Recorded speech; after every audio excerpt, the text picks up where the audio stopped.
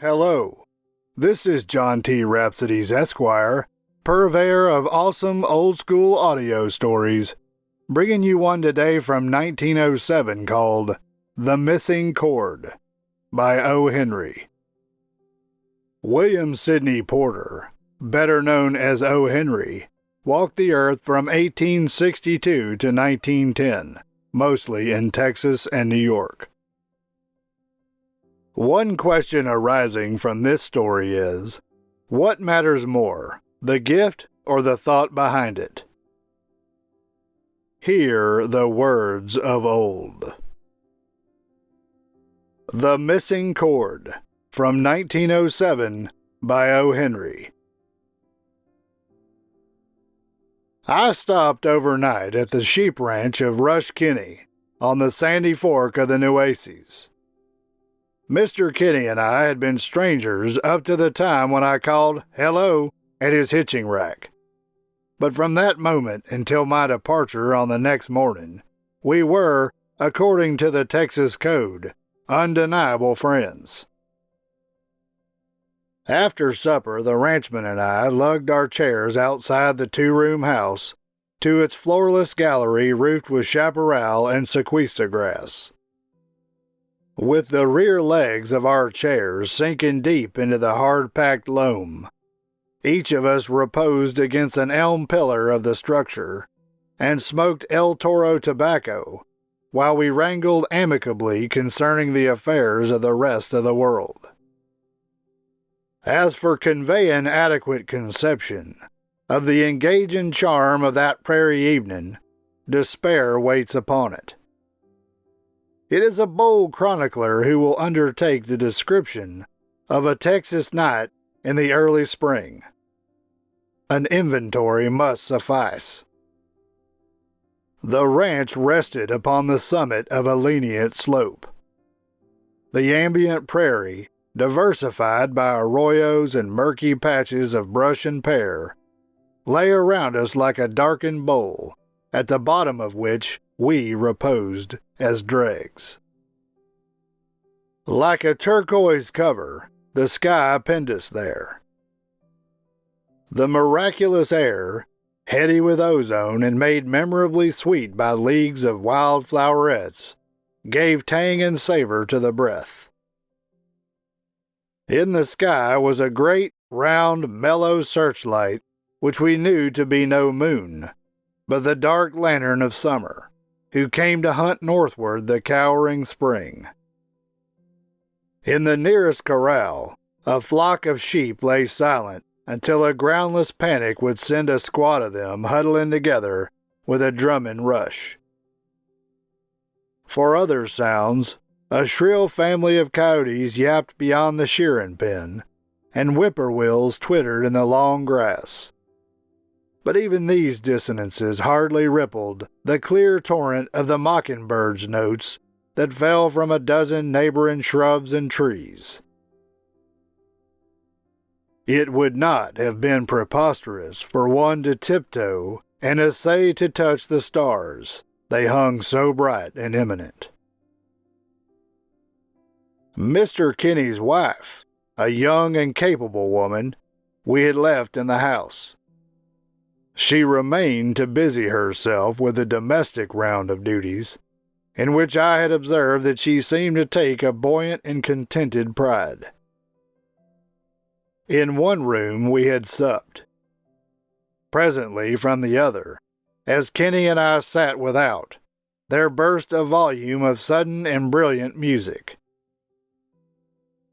If I could justly estimate the art of piano playing, the construer of that rollicking fantasia had creditably mastered the secrets of the keyboard.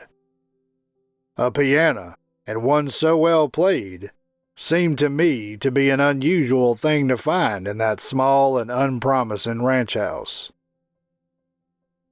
I must have looked my surprise at Rush Kinney, for he laughed in his soft southern way and nodded at me through the moonlit haze of our cigarettes.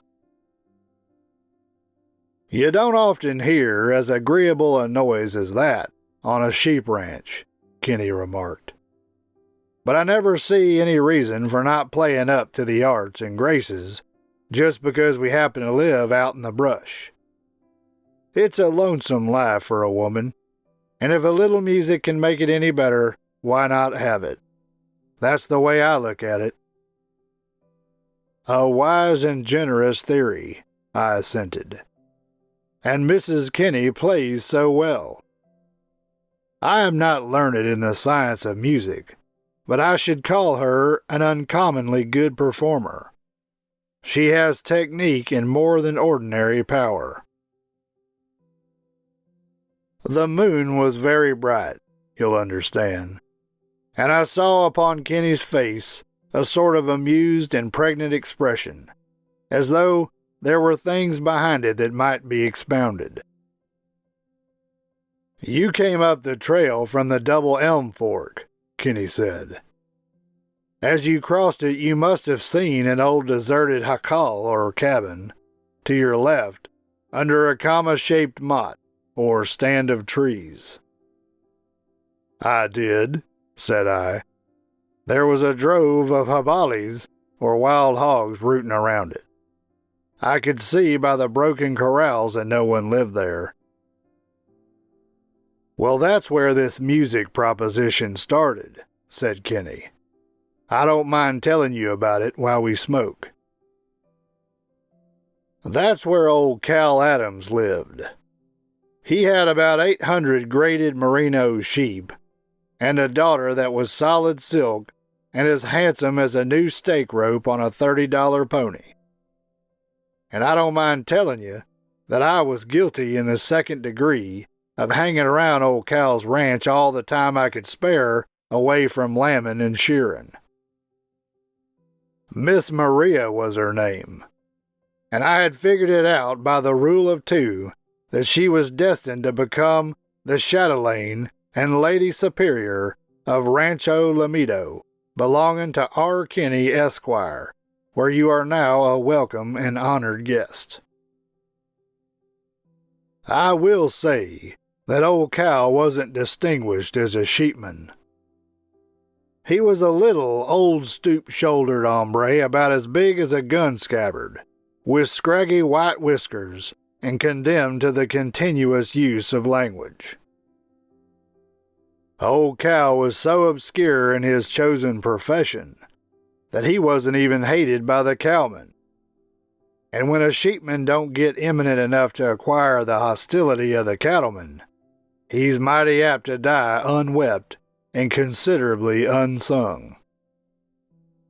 But that Maria girl sure was a benefit to the eye, and she was the most elegant kind of a housekeeper. I was the nearest neighbor, and I used to ride over to the Double Elm anywhere from 9 to 16 times a week with fresh butter or a quarter of venison or a sample of new sheep dip, just as a frivolous excuse to see Maria. Well, over time, Maria and me got to be extensively inveigled or won over with each other, and I was pretty sure I was going to get my rope around her neck and lead her over to the Lamido, so to speak. Only she was so everlastingly permeated with filial sentiments toward old Cal, her daddy, that I never could get her to talk about serious matters. You never saw anybody in your life that was as full of knowledge and had less sense than old Cal. He was advised about all the branches of information contained in learning, and he was up to all the rudiments of doctrines and enlightenment. You couldn't advance him any ideas on any of the parts of speech or lines of thought. You would have thought he was a professor of the weather and politics and chemistry and natural history and the origin of derivations. Any subject you brought up, old Cal could give you an abundant synopsis of it from the Greek root up to the time it was sacked and on the market.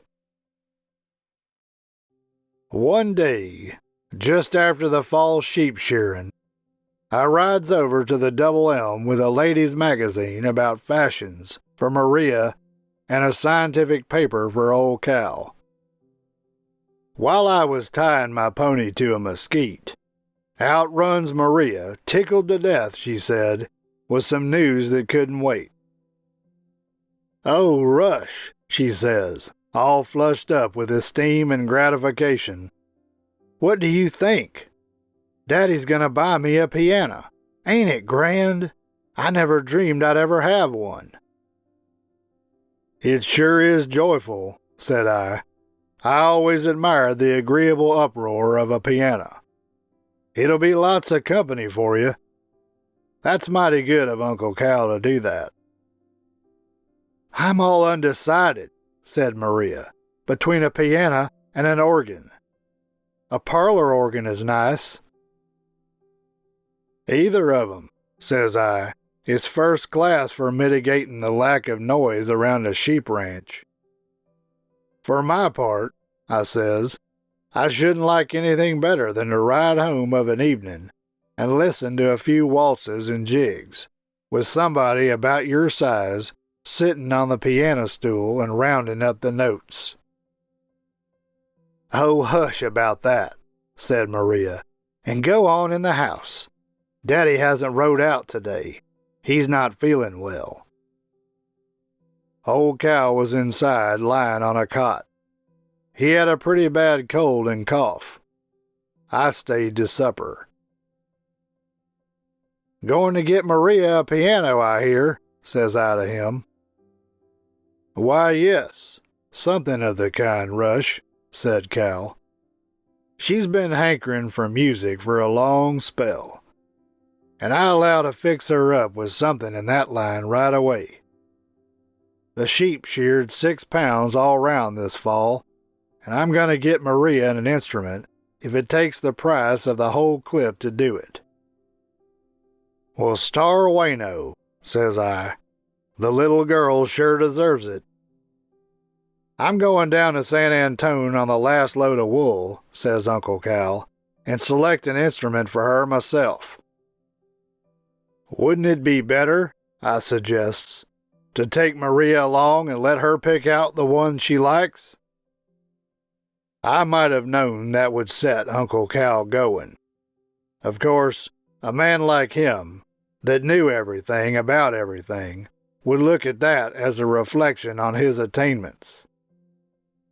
"No, sir, it wouldn't," says Cal, pulling at his white whiskers. "There ain't a better judge of musical instruments in the whole world than what I am. I had an uncle that was a partner in a piano factory, and I've seen thousands of 'em put together. I know all about musical instruments, from a pipe organ to a cornstalk fiddle.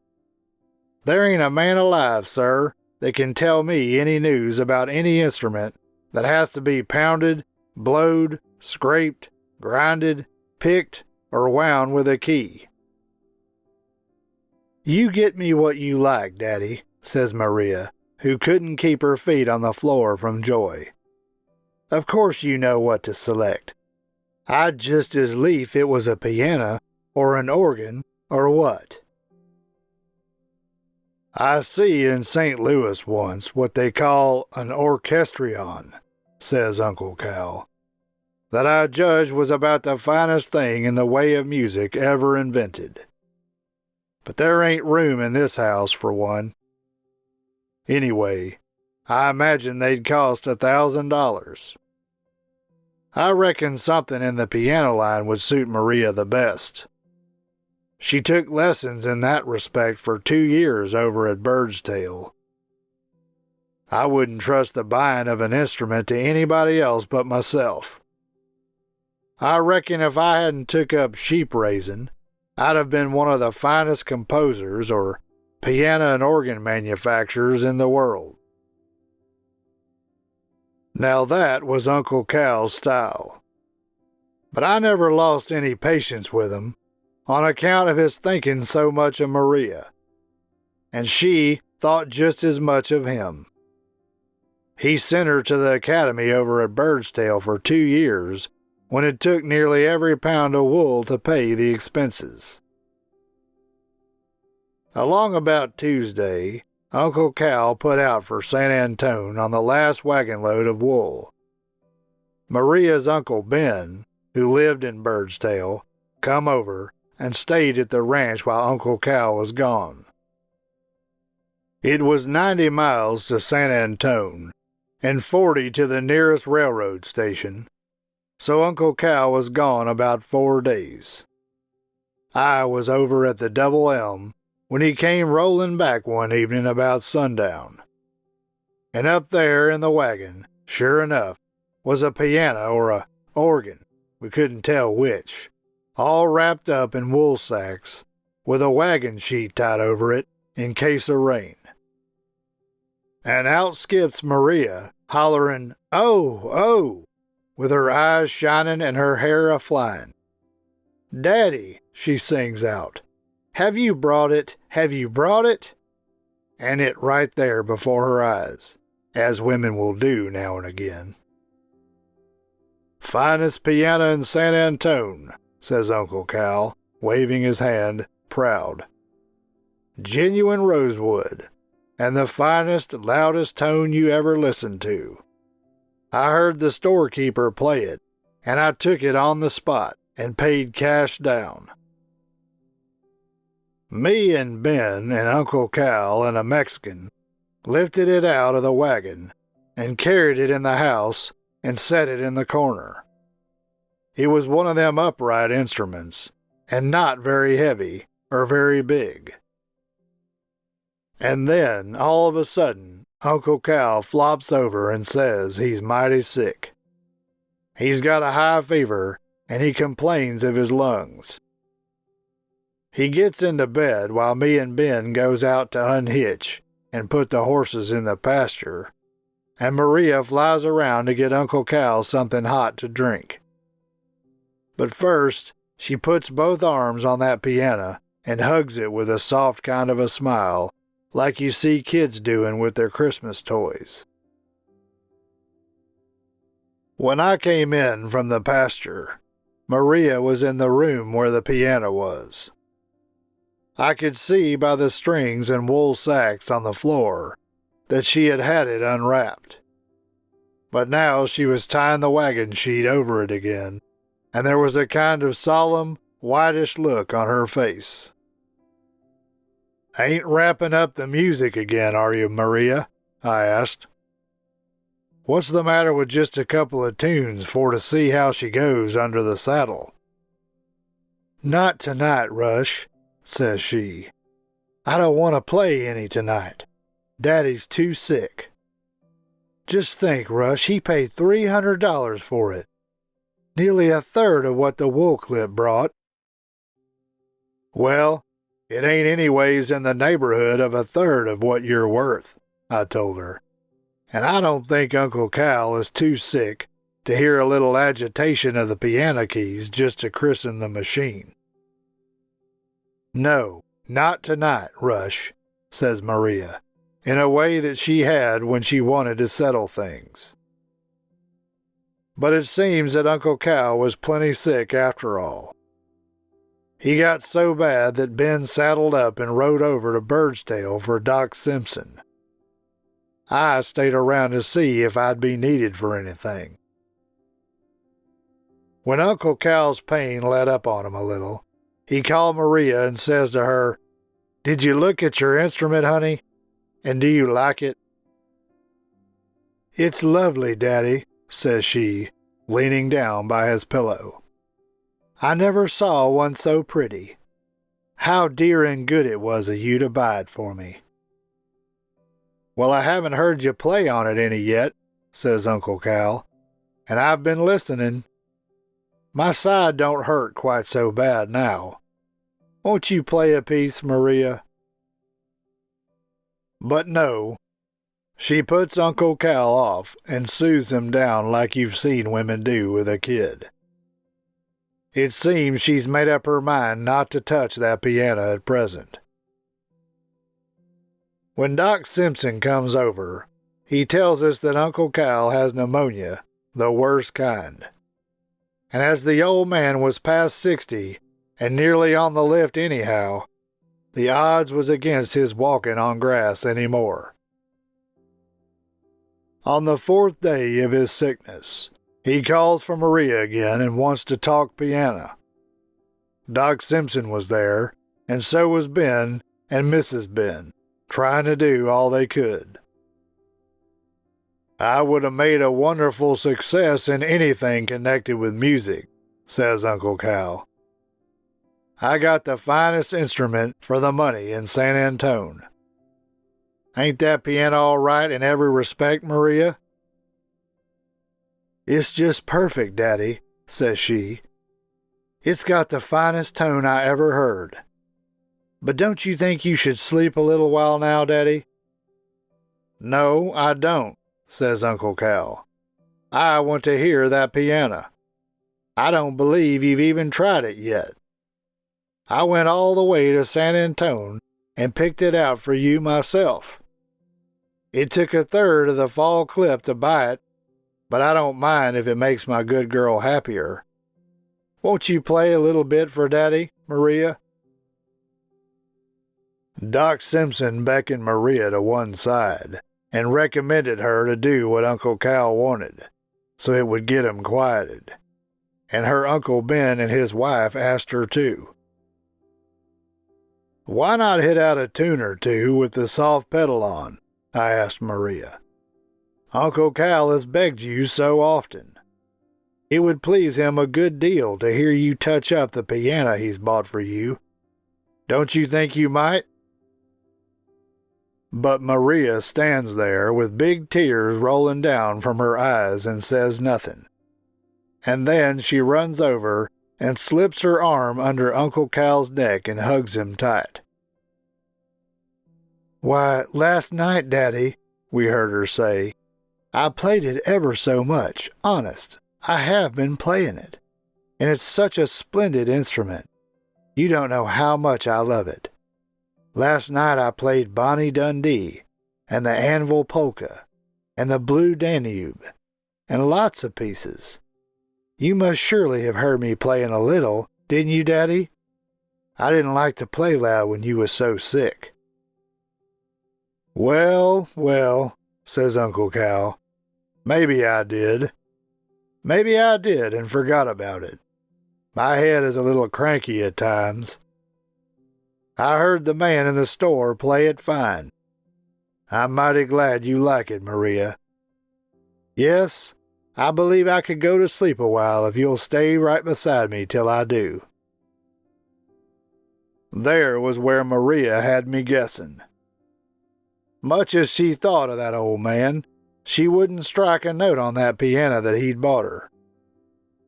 I couldn't imagine why she told him she'd been playing it, for the wagon sheet hadn't ever been off it since she put it back on the same day it come. I knew she could play a little anyhow, for I'd once heard her snatch some pretty fair dance music out of an old piano at the Charco Largo Ranch. Well, in about a week, the pneumonia got the best of Uncle Cal. They had the funeral over at Birdstail, and all of us went over. I brought Maria back home in my buckboard. Her Uncle Ben and his wife were going to stay there a few days with her. That night, Maria takes me in the room where the piano was, while the others were out on the gallery. Come here, Rush, says she. I want you to see this now. She unties the rope and drags off the wagon sheet. If you ever rode a saddle without a horse, or fired off a gun that wasn't loaded, or took a drink out of an empty bottle, why, then you might have been able to scare an opera or two out of the instrument Uncle Cal had bought. Instead of a piano, it was one of the machines they've invented to play the piano with.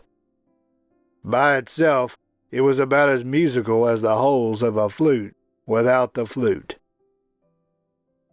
And that was the piano that Uncle Cal had selected. And standing by it was the good, fine, all-wool girl that never let him know it. And what you heard playing a while ago, concluded Mr. Kinney, was that same deputy piano machine. Only just at present, It's shoved up against a $600 piano that I bought for Maria as soon as we was married. And that concludes O. Henry's 1907 story called The Missing Chord. As asked in the introduction, what matters more to you, the gift or the thought behind it? Did you ever give or receive a gift like the one in this story? If so, please let us know in the comments. This is John T. Rhapsodes, Esquire, purveyor of awesome old-school audio stories. Thank you for listening. You can find more stories like this in the channel's playlists. Find them by staying tuned for the last 20 seconds of this video and clicking on the end screen icons. You can also go to the channel homepage and click on the Playlist tab. If you enjoyed this story and would like to hear more, please help me earn the warm embrace of Mr. and Mrs. YouTubes who look with loving favor upon those channels whose listeners faithfully subscribe, like, comment, click the notification bell, and share the videos with their friends so that they too can hear the words of old.